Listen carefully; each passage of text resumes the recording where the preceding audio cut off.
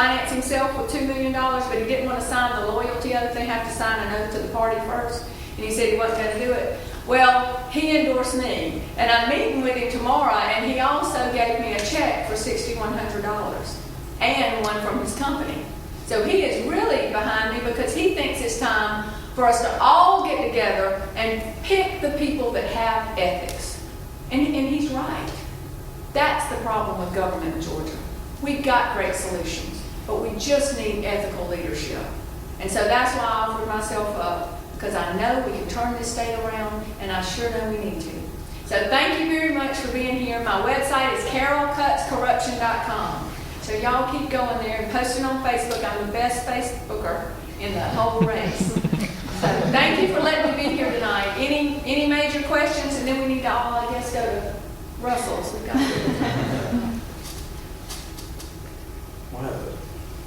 You go first.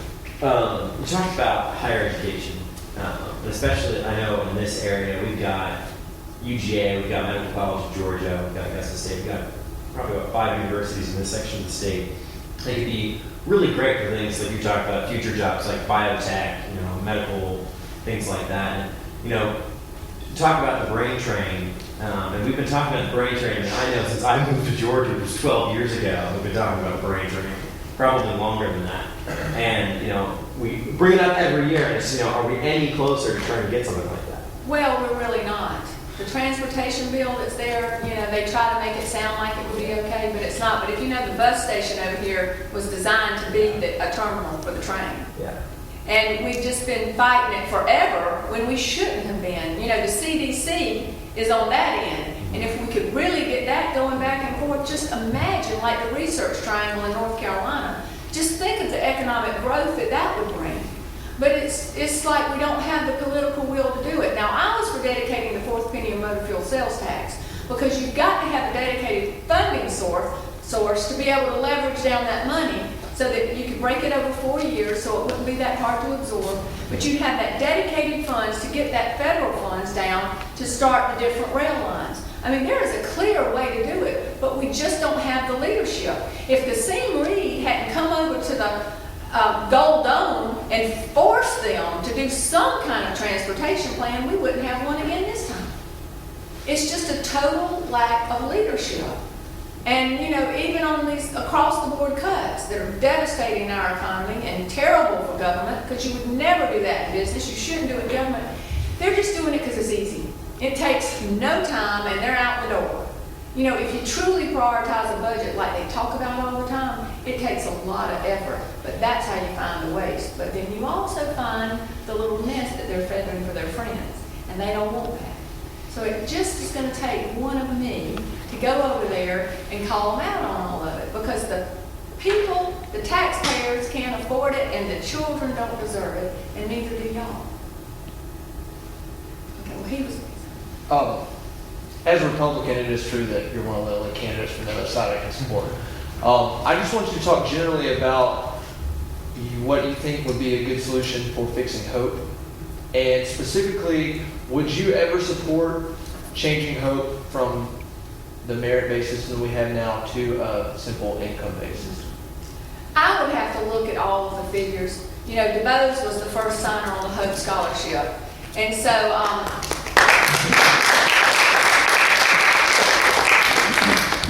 We're very protective of our Hope Scholarship, and it has done so much for Georgia. It allows a lot of children that would never have a college education to have it, and then that puts more people, into the workforce. And if you get a college education over your lifetime, it's estimated anywhere from 1 million to 1.4 million extra earning capacity that you have. Well, when you add all that up, and you think about the lovely taxes that you're going to pay to fund more education, that's going to help us so much. So how could we keep that group down? And then we were losing a lot of our gifted students that didn't have an incentive to stay here that could get scholarships elsewhere. So it's been nothing but good, and I would have to really look at it. I know they've cut the criteria so it's harder for students to get it. Every year we've had to fight to keep it as hard as we can. But I would have to really analyze it and look at it and make a more informed decision than just saying blanket I'd be really willing to go to that. Because they always talk about how the lottery is going down and it's not going to get get funded, it's not gonna get funded. They've been doing that every year for like the last 7 years. And every year the lottery's okay enough to fund it. You know, we used to have the reserves that we could have used for things, but they've slowly drained that off. You know, they don't like it. A lot of them don't like it, but it's been good for the state of Georgia. And you want to keep it needs-based? I want to keep it. Merit-based. Yeah, I want to keep it, but I want to look at all the options. I definitely don't want to let it go away in any means. But we've got to look at it, you know, of course the numbers don't lie. You've got to look at the numbers, but I don't think we're going to have to do that yet. I think there's some other things we could do first.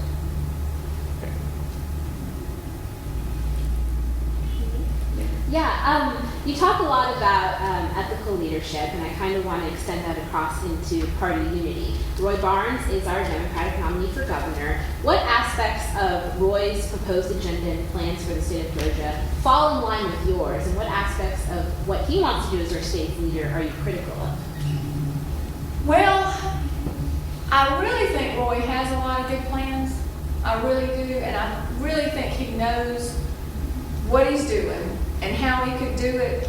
I haven't had time since I got in the race to actually analyze every single program that he's been out on the stump talking about all the time, but I do know he has a lot of good ideas, and I think he would be a great governor. But I'm willing to work with whomever ends up there, regardless, because I really think a lot of the partisan bickering is hurting us in this state. And when all the dust is cleared and we find out who's there, what I would like to see happen is to put the emotions off of all these issues and put the numbers on the table and set our goals. And my goal is to educate the most amount of children I can in the best way I can to create a financially independent citizen.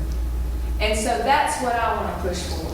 And I think Roy does have a lot of good solutions, and we know he can do it. But we'll just see what happens.